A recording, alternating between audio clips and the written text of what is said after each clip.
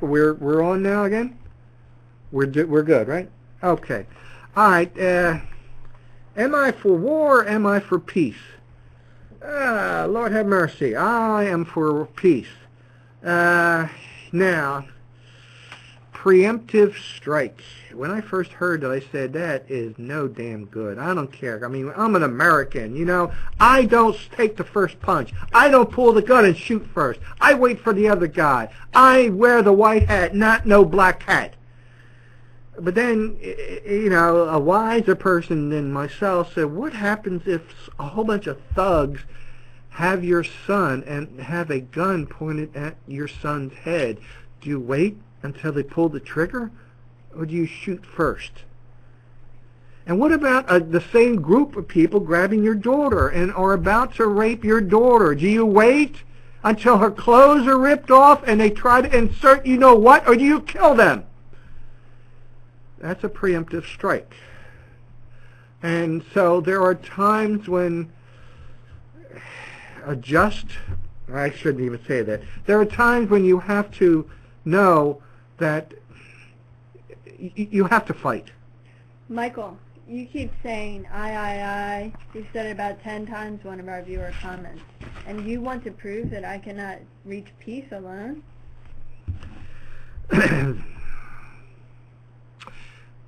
I can't reach peace alone. It has to be with others. And I think one way that I can help elevate the discussion and reach a level of peace with another person is by admitting my faults.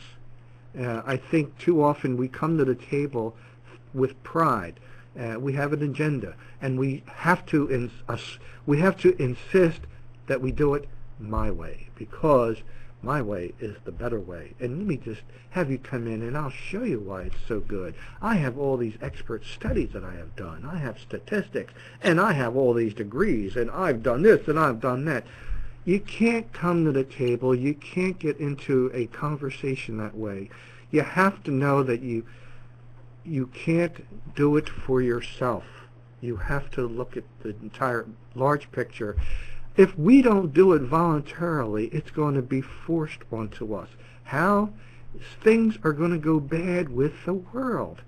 I mean, peace in the environment. We can't have disruptions of Mother Earth. We can't be spilling oil here and there. We can't allow companies to force people to dig for the diamonds and pay them dirt cheap pay. We can't allow these things to happen. We do it though, and we own stock. We own stock in those corporations, and those corporations are simply doing what we want them to. Make money for our retirement. Make money for our grandchildren, for our families. There's some points of confusion amongst our viewers, and also I have a question. Shoot. One viewer, Shusik, says, so we have to fight or we have to forgive everybody? Well, I think you start with forgiveness, but you start by forgiving yourself. You realize that you are, well, where does the problem start? We like to think it's always out there. The problem is here. It starts within me. You know, a lot of religious... Shall I forgive first and kill next, or kill first and forgive next? You forgive yourself first.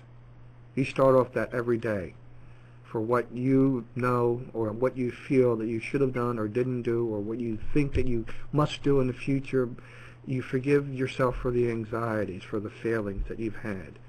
And then you ask for help for the rest of the day. And you might be asking twice a minute, twice an hour, because you need that help. I need that help, and I do it.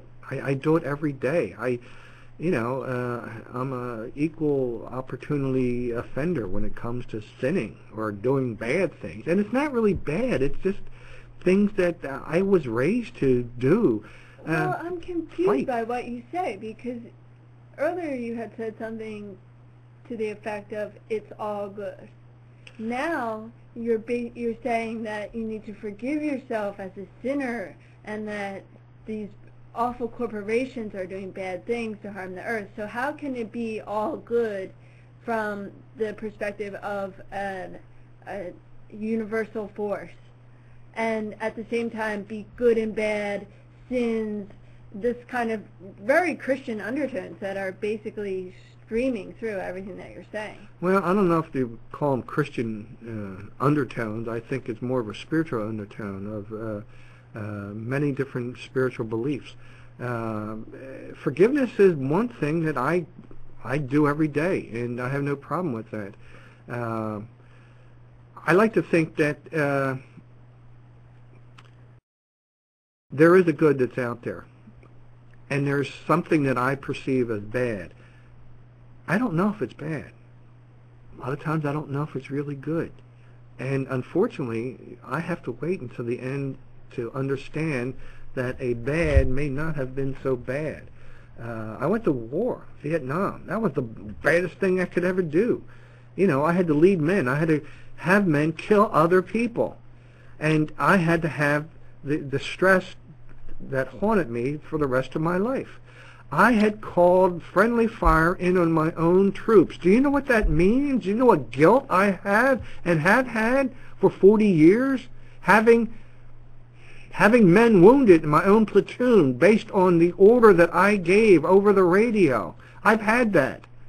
And I have to have forgiven myself every single day. And, you know, there's no way around that. I have to live with that, and I will till the day I die. But I've also forgiven that aspect of myself. And in any case, the good that came out of Vietnam for me is that I was able to begin a search spiritually earlier than my comrades, my people that I work with. And I've been able to follow, taste Buddhism, Sufi, Kabbalah. There's something called, I'm looking into something called the Gnostic Gospels. I have no idea what some of these things are, but I'm tasting them. And I'm seeing that, you know, a lot of these things overlap. They might have come from the same source way, way back. I don't know. Abraham, the father of so many different religions. I don't know. But I'm finding out that they're all saying you can't do it alone, and you can't do it outside of yourself. It has to come from within. Angel Loved is saying that I went through a lot of similar stuff. And how did you deal with it?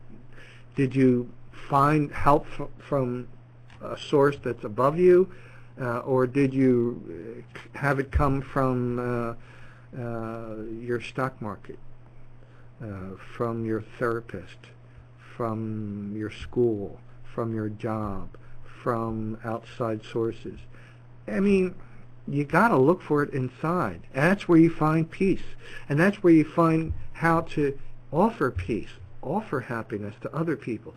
I can't find peace inside of me unless I offer it to those I come in contact with. And that's when I find it. I find calm and peace. I find a nothingness inside of me when I meditate. But then, you know what happens when that nothingness comes, that void? I start to get filled with love. I don't know where that love comes from. Maybe inside, maybe up there. But man, oh, Lord have mercy. Once I get that love, I want to share it. I am too small. This body can't contain it. I want to send it out. I want to give it to you and you and you and everybody. That blind man in Calcutta, the pregnant lady in Birmingham, Alabama, the Greek kid in Conshohocken whose family has abandoned him. I want to give that love. I want to help. So that nothingness, that void I touch through my meditation, I get a light, I get a feeling. Man, whoa, watch it. I'm getting a little bit choked up now just thinking about it. Michael, you can do it too. It's within now. What I want to know is two questions. One, are you for pacifism? And two, how does your philosophy on peace compare to that of, say, a Gandhi or Martin Luther King? Nonviolence is the way to go. I can't think of any other protest that was more successful than the two that they had led. But you just said you believe in preemptive strike. I don't see that any of those two leaders have ever had to make that choice, where Martin Luther King's family had been threatened and he had to decide whether to be nonviolent and allow violence to occur to his family. I don't see it happening in Gandhi's. And I don't see that the two of them can't coexist at the same time.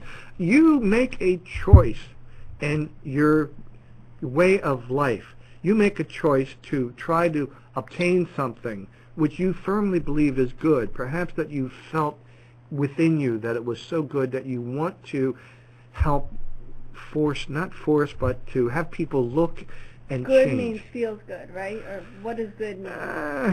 What's good mean to you? We all know what good means. It's good.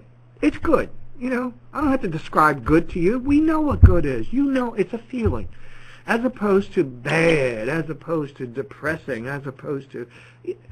So, and it's right. And you look at the movements. You know, India, African American movement for equality. I mean, the movement for women to be equal, and we're finding that they're still being kept down in many, many different cultures.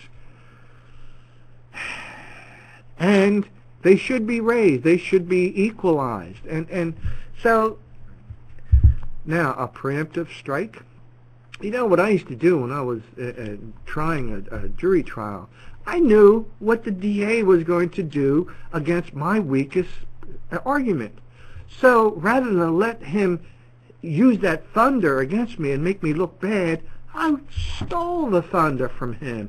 I attacked my weakest point, but I did it in a way where it was more beneficial. It was more in my interest to put it in words that softened the blow. And that was a preemptive strike. Now listen, we're going to have to be closing this up soon. I wish peace to all of you, and I wish that before we began this, that perhaps we settled on the intent that we wanted to achieve this evening. And right now, I simply want to tell you that the intent that I had tonight, and most of the times that I've been here, is to share with you love, peace, and maybe let us feel a little joy by sharing these moments together. I love you. I love you, Karen. I love you, Rifia. And I love that big mug husband of yours, Oleg. I want to love the world. And I think we can. But it has to start within, and we have to overcome our ego to do that. See you next time. Same station. And we'll be picking out the topic. If you want to know ahead of time, you can go to the meetup that has just been created. Any questions, you can send them there, and we'll try to get your answers. Thanks again, and good night.